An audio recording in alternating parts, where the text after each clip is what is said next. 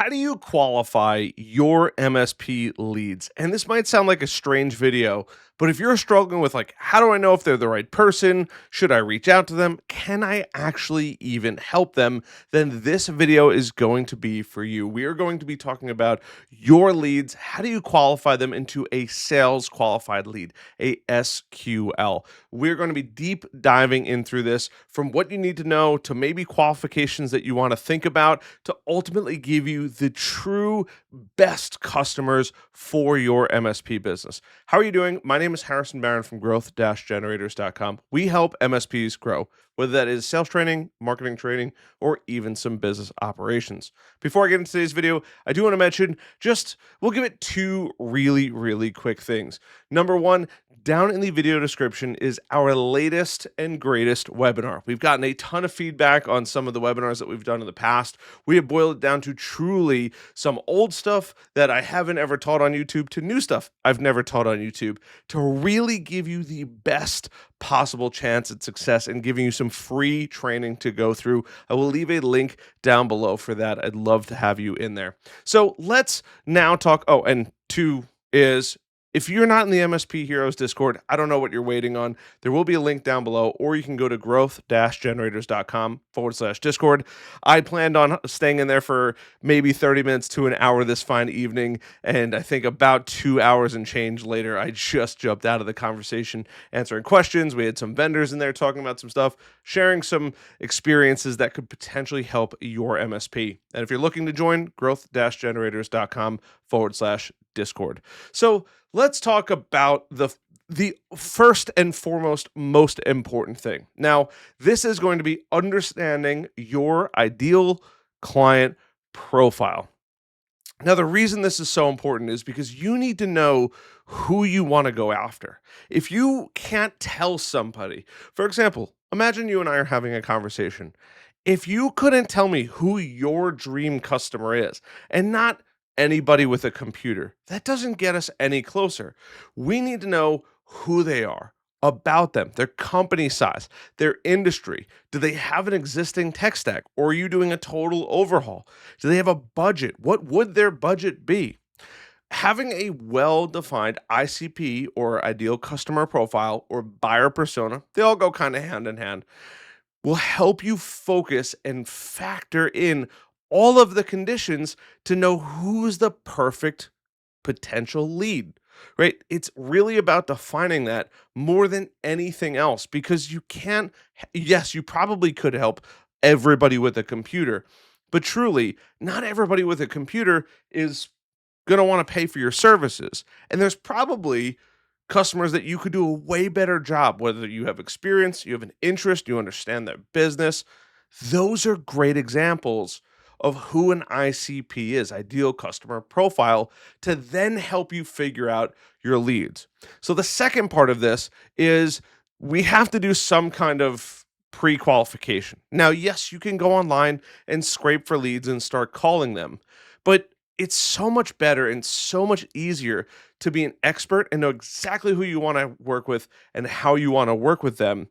That will help you get past the gatekeeper into more booked meetings. And truthfully, that list of benefits goes on and on and on.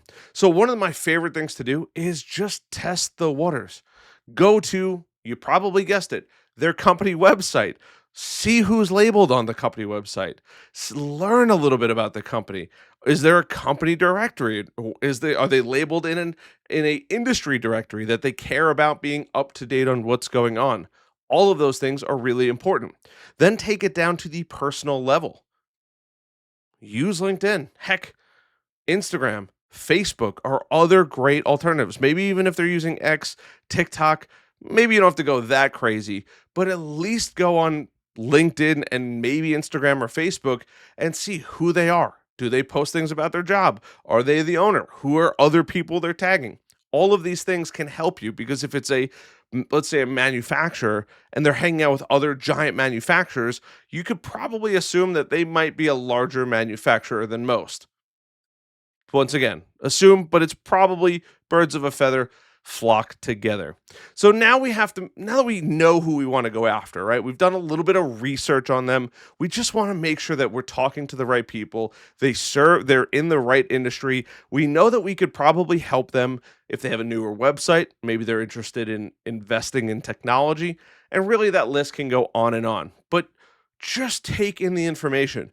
Use your use your eyes and your common sense to say, hey, this is probably somebody I should go after versus probably not a good fit for the business, right? These are things to consider throughout this. Now, next we have to do an effective discovery call. And if you haven't seen that video, one, you're going to want to hit like, subscribe, and notify. After you watch this video, you're going to want to go back and check because I have an entire video on how to do a discovery day. But we want to talk about doing a discovery call, right? We're going to get on the phone and we're going to end up speaking to them. So in this process, it's important to kind of get a business overview, understand some of their pain points, hopefully dodge and weave past the gatekeeper, right? And we also want to make sure that our solution aligns with what they actually need. It's important to keep that in mind. They are still our customer, or hopefully will be our customer.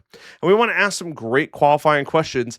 We don't want to go super, super deep, but we also don't want to waste their time and our time, right? What do you got? What are some of the challenges you guys are facing with your current technology setup or your current IT setup, right? Do you guys have a person that you work with who handles the technology problems? You could ask a couple, maybe not surface, maybe subsurface level questions that will help you figure out, hey, that is somebody who I want to go speak to, or at least, hey, I'd like to pursue potentially moving a little bit further down the road. And you want to take notes on this. You want to take notes if you're calling from your phone. You want to take notes if you're calling from your computer. But it's a great way to just dip your toes in the water and just validate. You did some homework already. Now we can continue to move on with this entire process. Now, here's where it gets a little crazy. Inside of your CRM, you can do a couple different things. This is called lead scoring. Now, every system is different, whether you're using Go High Level, which comes with MSP Heroes, you're going with HubSpot. Every system does something differently, but lead scoring is really important. Lead scoring is assessing the value based on a certain set of criterias, right? Maybe they have a budget, they have a decision maker, or they have somebody that you spoke to has decision-making power. They have an urgent need. They're opening up your marketing emails. All of these things can help add points to it. Some things might be worth more points than less points. So maybe, hey, they opened your emails worth 1 point, but if they responded, they get 2 additional points. Now they get 3 points. And the more, right, hopefully you're seeing a trend, the more you interact with them and they interact with you, the higher the lead score goes up. And statistically, the higher that lead score goes up, the more likely you are to close them. But keeping track of lead scoring is important. Once again, HubSpot does a great job with this. Go High Level does a great job with this. And you can build this out to fit you and your business and what you want to lay down as far as important key metrics to measure. So after all of that, the fifth thing is we have to align our services with the prospect's needs. Now, I know that sounds a little weird because you're like, Harrison, you have a good, better, best. Yes. But you're going to hear things. They're going to tell you certain things that should trigger in your mind. Maybe they don't particularly care about having somebody come on site, or nobody really has ever needed to come on site in the past. Okay, great. Maybe they're going to be in your better tier, or they're like, hey, honestly, we really don't need help. We just want a little bit of peace of mind. Maybe they go in your beginner tier where it's antivirus, maybe, connecting a printer every once in a while. Whatever it might be, it could be something super, super basic. But you want to make sure you ask these questions and get answers to these to help move that process forward and make sure that you can actually service them. We want to make sure that they are potentially a client here. Now, there are some red flags that you want to look for throughout this that would say, hey, they're not a good potential customer, right? If they have a wildly unrealistic budget expectation, meaning, hey, you kind of graze over a number, or they ask, how much does it cost? And you give them a ballpark and they go, you charge we pay our current guy $5 a month. Okay, you could pretty much assume that they're not going to be a good fit. Unfortunately, they might also not be a good fit. They might have a business that is either super, super old, or the business owner is super aggressive with technology and loves being fully involved in it. There's all of these things that you should realize that, hey, that's not a good fit that you can ask for, right? Letting go of bad leads is a good thing, I promise you, but only you can let go of the bad leads. You have to say, I don't think it would be a great fit. And this is two benefits. One, you trim the fat to get rid of those people. But two, it also allows you to spend more time on great prospects that truly can put more money in your pocket. So it is important to consider these. And we want to make this as seamless as possible throughout this entire process, right? We want to use some kind of system and tool. What you use is totally up to you. Personally, I've seen people try to use a Excel sheet. I used an Excel sheet when I first started. What a nightmare. But what you can do is you could go through and you could use your CRM to help you with a lot of these things. You could also use tools if you want to. You can use the little plod device, which I think is currently buried down there, but you could use the plod device to record your phone calls. You could use your voice, your computer to record those calls. Heck, if you want to do a webinar or Zoom call, better yet, you could use something like Nyack, which is a cool little startup company. They offer a software that helps coach you through on what to say to prospects on like a Google Meet or a Zoom. But these are important things to make your life easier as time goes on. So, and you want to make sure not only you're consistent through this process, but you're consistent all the way through the process. This is not something like, hey, I'm going to do a lot of work on figuring out who my ideal customers are, but when I pick up the phone to call them, I don't finish the work. You have to come up with a process that works for you. Following this video will give you a great process to follow, but bring them through. Understand the different aspects of who you want to do business with.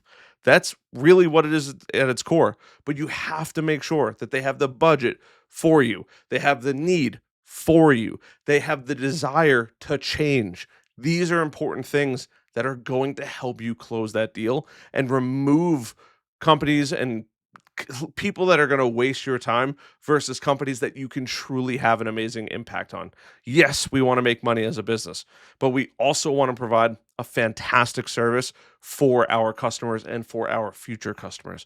So keep that in mind. Hopefully, this video has helped you weed out some of the less desirable leads. And I'm not saying you can't call them, but put them on your B list, your afterthought list. Hey, I've called all my main leads.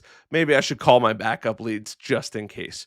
So I hope you guys found some value in this video. If you did, like button, subscribe button, notification bell. I have a really good video tomorrow on documentation. I can't wait to share it with you guys. Love the heck out of you guys during this holiday season. It's a little extra special, and I'll see you guys later. Love you guys.